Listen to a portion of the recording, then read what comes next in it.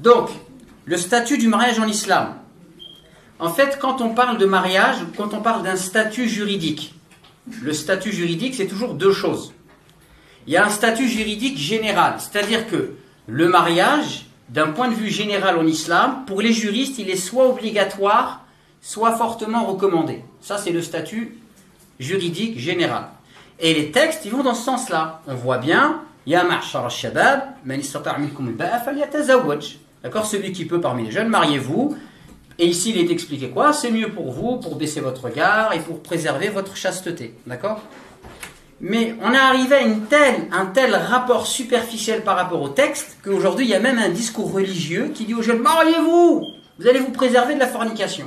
Et après, il y a des jeunes, ils arrivent, ils disent, vas-y, moi je veux me marier parce que je veux me préserver de la fornication.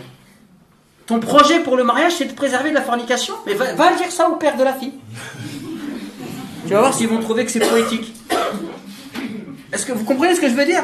Et le gars, il travaille pas, il n'a pas fait d'études, il veut faire un mariage à 50 €, et après il vient de voir, il dit non, mais le père, il veut pas la sunna, il veut pas me faciliter le mariage. Pourquoi? Parce que j'ai pas de situation financière. Et le prophète, il a dit qu'il faut aider les pauvres. Oui, le prophète, il a dit qu'il faut aider les pauvres. Mais toi, tu es un feignant. Il y a une différence entre les pauvres et les feignants. Toi, tu es un loser. Tu n'as pas de travail, tu n'as pas d'études. Tu es chez toi, tu fais rien. Tu t'es construit une religion dans ta tête. Et tu prends les textes et tu veux les prendre. Mais n'importe moi. Et donc, le mariage, il y a un statut juridique général. C'est-à-dire, il est soit obligatoire, soit fortement recommandé.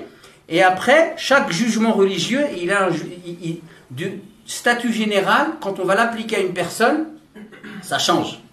C'est-à-dire que le mariage pour une personne, il peut être obligatoire. Imaginez une personne qui a les moyens de se marier, qui sent qu'il pourrait tomber dans une forme de fornication, etc. Pour lui, on va lui dire, toi, le mariage, il est obligatoire.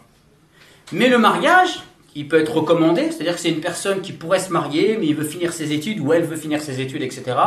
Elle ne se sent pas, en danger par rapport au péché, etc. Donc lui, on va lui dire, voilà, fortement recommandé pour toi. Le mariage, il peut être permis, c'est-à-dire que tu n'as pas une situation financière encore finie, mais tu peux accueillir ta femme, etc.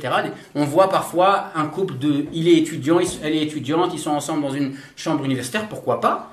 Mais il y a des cas, par exemple, où le mariage pour une personne, il peut être déconseillé, ou voire il peut être interdit. T'es un fou furieux, tu fumes 14 pétards par jour, tu veux juste te mettre dans la religion, etc. Dès qu'on dit un truc, tu t'énerves, tu frappes, etc. Mais toi, tu peux pas te marier, frère, faut te soigner avant. Vous comprenez ce que je veux dire? Et ça, c'est extrêmement important. Donc, le statut juridique du mariage en islam, il est soit obligatoire, soit fortement recommandé. Ça, c'est le statut général. Mais après, d'une personne à une autre, le statut il peut changer. Donc, la question qu'on doit se poser, c'est est-ce que je suis prêt pour le mariage?